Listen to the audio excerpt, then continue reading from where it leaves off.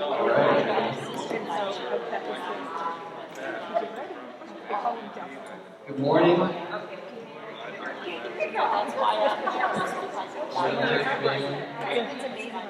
Nice to see you all. Happy October. Really looking forward to this conversation. Time for I'm sure a few others will filter in. Thanks for making space for them at your tables. Let me open this in prayer.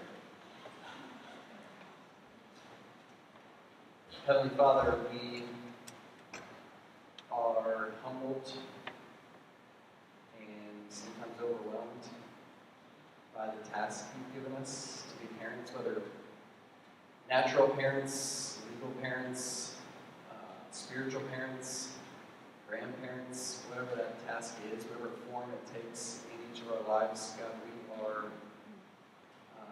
we don't feel up for the task many days. We need your help. And so we thank you for your word, and we thank you for the body of Christ, where we can get together on a morning like this one and dialogue about how you might be pleased to shepherd the younger ones we trust into our care. We pray that this time will be honoring to you and that you will bring illumination by your Holy Spirit. In Jesus' name. Welcome once again. There are some chairs, a handful of chairs down here if you're coming in. A few more people coming. Josh, you're going to add a few chairs in the back. But welcome. This is just a one-week life course. If you don't know what you showed up to this morning, just a quick descriptor. We're calling this Parenting in an Age of Anxiety. And I'm here this morning joined by John Noto, who is on staff at Whitestone Resources. They are one of our close partners as a Christian counseling center. Our own, you know, Stephanie Nilsson, she just began working for them, actually, which I didn't realize till this morning somehow. I missed that news, but that's great news. So we've had a close partnership with them for some time. Many in our congregation have benefited from counseling services offered at Whitestone. And John himself is a parent and is a counselor, a therapist, and has been a pastor. And so as we were talking about our partnership between Whitestone and North Sub, and knowing how many of us have struggled this last year and a half especially, 2 years especially, with knowing how to shepherd our kids through a very anxious time. The anxiousness was only exacerbated by the global pandemic. John was gracious enough to say, hey, well, we can come alongside you guys and offer the sounding board. And so this isn't going to be a lecture this morning. It's just going to be a time to dialogue. We want to set the agenda around what you all are thinking about. So thank you. A handful of you submitted questions. We've got those queued up and ready to go. If you've got questions as we go through this morning, there's a little sheet on your table, just a little strip of paper on your table with the phone number to text questions to. That's the way to send in those questions this morning. There is a camera going in the back, but that's just for Pastor Sean, who's with the youth on retreat, wanted to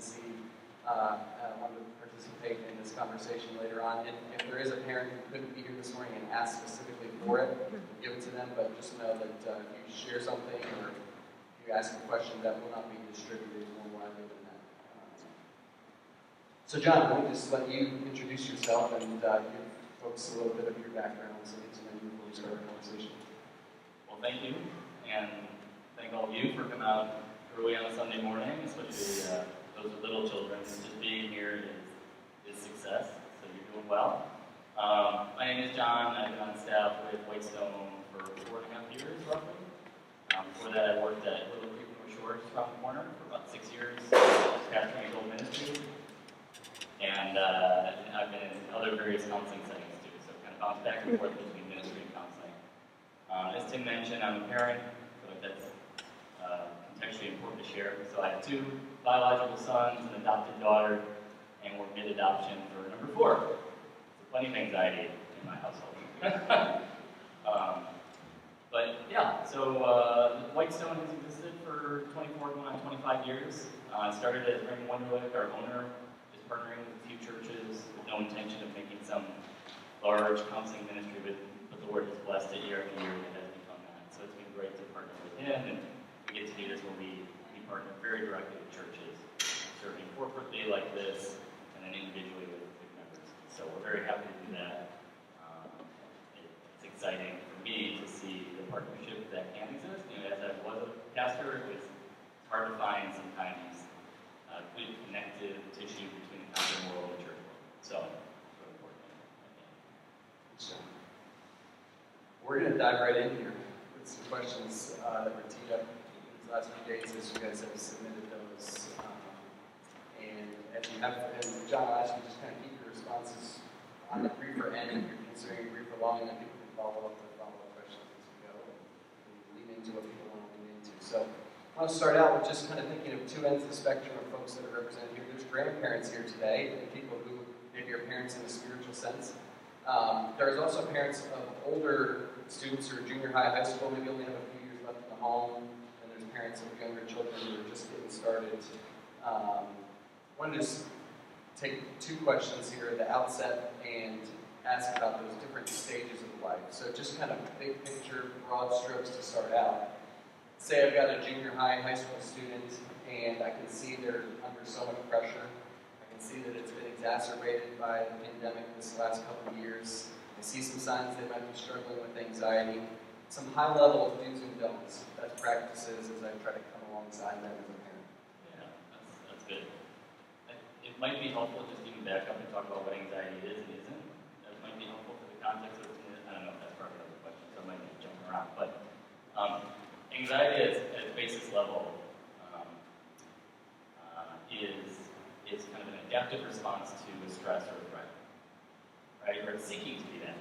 I mean, God gave us these incredibly complex brains that are always monitoring for things that might be a threat to us. You know, so if I'm on my ladder, cleaning out the gutters, and all of a sudden the ladder wobbles, you know, there's a part of my brain that short circuits, you know, all of the function that was like thinking about the gutters and all that, and I'm moving before I'm thinking. And so there's part of us, it's actually called the limbic system in our brain, that is designed to monitor for threats at all times. And so that is an adaptive, healthy part of who we are. The challenge comes when we live in this social environment. We're not always just cleaning gutters or hunting for food or collecting berries. We're doing lots of very complex things. And so there's not just tangible threats to our safety, but there's social threats, and there's emotional threats, which are very real. And anxiety is your brain's desire to problem solve. And sometimes that can get out of control when we don't have all of the pieces of the puzzle to solve the problem, or when it's a very big problem, or when it's a problem that's hurt us a lot in the past. There's all sorts of things that can take that very normal, healthy mechanism and jump it through. So I think it's just helpful to know that we are all, that's all of us. We exist in a world in which God designed parts of us to act that way, and it's just something to be thoughtful about. So, junior high, high schooler is struggling with anxiety. I think the first thing that we can do is meet them where they're at. You know, and as a counselor, I don't jump right out of the gate giving people advice, because you know how that would feel. That's the first thing you do when you meet somebody is they give you advice and tell you what to do. I like to believe that we're all smart, capable people and want to be healthy, and so we've tried a lot of options. Sometimes a lot of options, and if we're experiencing anxiety, it's because a lot of those options didn't work. And so just to meet someone with empathy is absolutely the first thing to do, especially a young child. And by young child, I guess I put junior high and high schoolers in that. They might not like that terminology. But so to come alongside that person in distress and just let them know I'm here with you. I'm not here to tell you what you're doing wrong. I'm not here to fix you. And even though some of my efforts as a parent or caregiver might come across that way, that's not my desire. My desire is to help you succeed in a way that makes sense for you. So alongside, on the other side, I would say don't would be immediately problem solving. Another one I see in both counselors and parents is trying to talk somebody out of a negative belief, which sounds counterintuitive, you know, when somebody thinks, oh, I can't do this, or oh, nobody likes me, especially as a parent, you know. My oldest is 9, and so we're well into this territory where these negative beliefs kind of come out, and your inclination is, no, of course you have friends, you know, what about Billy and Sam? And that's not always a terrible thing to do, but it's always our knee-jerk response. What it accidentally can communicate is the way you're feeling about this is invalid. And so that can be something to share as long, to be shared as long as we're being emotional also. So any sort of advice or convincing that we find ourselves wanting to do to reduce our own anxiety, that would be something to be thoughtful and hesitant about, and lead first to a relationship. Like, I'll add some context to this. Jesus' ministry was one of grace and truth, right? As fallen people in a fallen world, a lot of us will lean one way or the other. We don't do that as well as Jesus.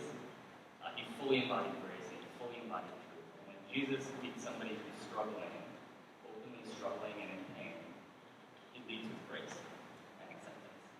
And I often try to think of that in my own life, in parenting, and counseling. Start with grace. Truth can follow, right? But if we're really to team up with somebody and meet them, we need to lead with grace. Yeah, I think about the woman caught in adultery. Truth comes in at the end, go and sin no more, But that's not the first word that words. Now let's spend just a moment, just again, 20,000 foot level. That was really helpful, by the way. Just kind of big picture thoughts. I'm sure we'll dive more into some of what you talked about there. But now, for parents of preschoolers, little kids, infants even, as we're thinking about, okay, like down the road, I can't control whether my kids grow up and have struggles with mental and emotional health. But I want to set them up as well as I possibly can. So what are some things that are important in the early stages maybe some do's and don'ts and best practices that are conducive to flourishing down the road? Sure. When we talk about attachment, I think that was another question. I think this tees up really well. So attachment, and if anybody has questions, this is really like high level, as you just said. So feel free to submit some follow-up questions that would be helpful. Attachment is the window I encourage parents and young kids to look through, or the lens, I suppose. And attachment, briefly defined, is an acronym ARE. It's accessibility, responsiveness, and emotional engagement. You can remember those three things. Those are the three things to be doing as a child, as a parent of a young child, but really as a parent of any child. Or Can you repeat those again? Absolutely, yes. ARE is accessibility, responsiveness, and emotional engagement. And I can make a reference to some authors that would be helpful to see really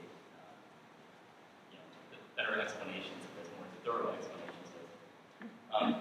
So if you think about it, we sometimes go way back just to understand the complexity of our moment right now. So if you think mother of an infant, the baby has a need, it cries. That's a reflexive response. It got wires into us to help both parties manage that relationship. Baby cries. Anybody who's ever had a newborn knows that something happens inside of you when you hear a baby cry, and you go. Before you're thinking sometimes, in the middle of the night, you're just out of bed. And that's very healthy. You're accessible because you're there with whatever is needed. You're responsive because you're there quickly, and you're engaging. It's very natural to engage with people. They're interacting with us, and we interact back. That's like the healthiest version. I think that's like that helpful template and picture, because then it gets more complicated. So, child maybe a year old or a little bit later, we start projecting on them that they're having feelings and all these motivations to try to manipulate us, or so that we put all of these thoughts onto them when in reality there's still primarily a version of that baby before. They have a need, they express it. Sometimes it's not in the way we prefer, or not at a time we prefer. And it's our job to be accessible, to be responsive, and to engage with them primarily. So I think that would be the lens I'd encourage us to look through. Because then as kids get older and older and they start doing stuff they shouldn't be doing, we do want to correct it.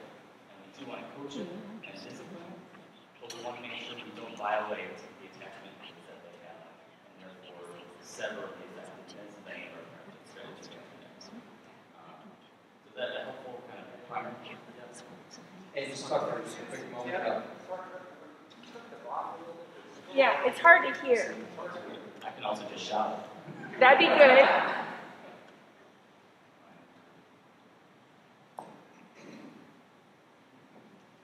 Hello, hello. Test, test.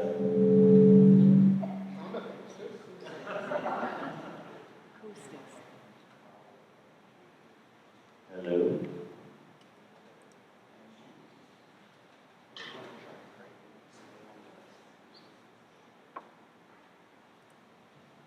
Great, keep letting us know about that volume. And give us a little bit about, okay, so let's say those attachments don't get formed so well, they get interrupted, or they're okay, but then they go awry. How does that manifest itself into the teenage years that maybe we have to take some steps back? Well, I think, there would be, two more things to the attachment puzzle first is if attachment is violated, right, this last year and a half when we've all been socially isolating, and our attachment needs have not been met, like have we gotten healthier or less healthy? And have people acted out more? Yeah, absolutely. I actually heard somebody say we should call it physical distancing, not social distancing, because we don't want to social distance. We absolutely don't want to. It takes such work to get our attachment needs, our emotional needs met in this new landscape. It hasn't become less important.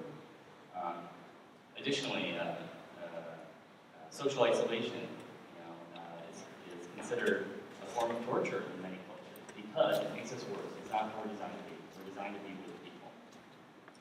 On the flip side of that, I'm talking about you kind of. On the flip side of that, healthy attachment, or what some in the research world call effective dependence. Sometimes we get iffy on the word dependence, but effective dependence means I have somebody I can come back to who's accessible and responsive and cares about me. That means that I can go out and explore the world. If you ever see little toddlers who are just beginning to walk, this is what they do. My mom or dad or caregiver, they tunnel away a little bit, they're exploring something, and then they look back, right? And we've all seen this, and then they'll go a little further, and then they look back. That you're a healthy base. And I think all of these terms can be effective and important when kids are bigger, 9, 10, even tweens, even teens. Those needs are still present. They're still just big kids also. Us as adults, we're still big kids in some ways. We all have those needs, and when they're violated or severed for some reason, we react.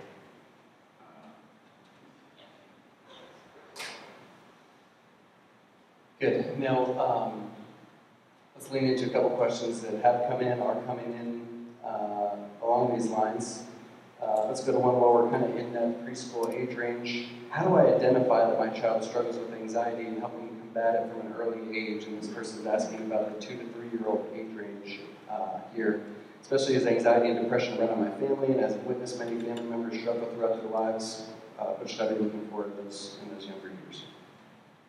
Yeah, that's a good question. Younger years, 2, 3, we're really talking preschool, and like young preschool age there. I think that's more of an attentiveness. I don't know if unless something is incredibly severe and really physiologically determined, and so maybe this might be more of an aside because it might be a specific case. It's not gonna present as much. If you're seeing really erratic behavior that does not match other 2, 3-year-olds that you interact with, that's something to talk to a pediatrician about, or even early intervention in Illinois is a state-funded resource where they will come to your home and do assessments and things like that and interact with them. Some are great. If you're beyond that threshold, you're going to want to include some people who are really expert in specific things for that age range. Beyond that, kind of general population, I think it really is this attentiveness of when there are big feelings coming around, and as John Gottman, who's a very popular author and researcher, calls emotional coaching, coming alongside, creating a space so that feeling can be had and resolved, considering with every parent what my emotions are before, during, and after that process, so how that stirs me up, and if I'm discovering kind of any unresolved stuff inside of me through this process, this probably biggest stressor in my life. I would encourage just, one, there's no way to do any of that perfectly. It's always bumpy, because it's always new. And number 2, the best thing we can do is be attentive and, in a good faith effort, seek to be as healthy as possible. And when things really get upset that we're putting all of our effort in, we're being as open and vulnerable as we can, and still not going well, that's when they bring in assistance, I would say. That's good. What about kids' relationships with adults? So this question, I'll just read the question that's written. It's a great question. We want our kids to know God's truth, to live by truths from the Bible, and also respect adults. How do they show respect to teachers who don't know God's truth when they aren't totally certain themselves?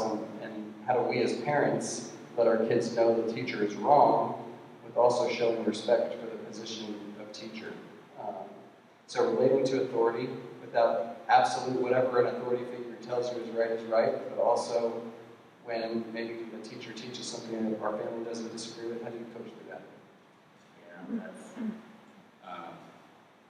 Yeah, that's, what comes to my mind referencing a sermon I heard 10 years ago, so I might be put off that. The pastor was saying, in kind of a provocative way on purpose, that for your kids' spiritual development, the church is plan B. The family is plan A. It's God's design that we, the family unit, are the primary teacher-coach relationship for spiritual development. The church is absolutely a big part of that in many ways, especially if you have a church on there. That might be kind of a different question. And then there's the world around that we're all going to interact with, and that's part of it. So I would view that, honestly, as a teaching opportunity for parent and child. Like you said, the word authority, the A word. It's a great question to be asked in that situation. Is something in particular coming up, and my emotions as a parent are higher than I would think them to be in this situation? Am I becoming anxious, or am I becoming angry, or something like that? Or for the child, are they becoming either too maybe reactive in their response, or too submissive? Either one would be challenging and concerning. And it's an opportunity for me as a parent to examine how my story and development might play into that, and to teach my child and coach them. How are you feeling about this first? And just let me know where you're at. And once we're there, okay, well, what are some questions we can ask? What's a plan we can have? I think that'd be a great one. If I was talking to parents to say, let's make a plan with your child about, are we going to speak to the teacher together? Are we going to wait and see what happens? Choose to speak to administration, right? There's so many options, levers to pull. It would depend on the situation specifically, but I think that's a great one to invite the child into as an educational endeavor. Yeah, that brings in some bigger questions as you're naming about authority. The specific question was about somebody outside the home who's maybe a teacher at school who's teaching something.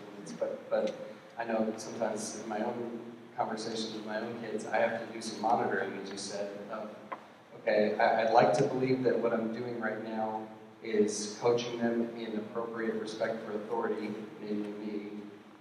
But really, how much of what's going on here is I'm personally offended by my authority not being respected and reassert myself and reassert my position over them, in an unhealthy way that's going way beyond what's needed here at this moment. Yeah, I would add to that. We kind of a good news, bad news situation over the pandemic. Whitestone has grown a lot between Stephanie now, which is great. And one of our newer therapists, she has teenagers, so prayers for her. And she shared that her number one thing in parenting is just the phrase, don't take it personally. And it just must have been the right timing or something like that, but that just sank in my heart. And it's exactly what you're talking about. Is we, as parents, are not immune. We take it personally. When my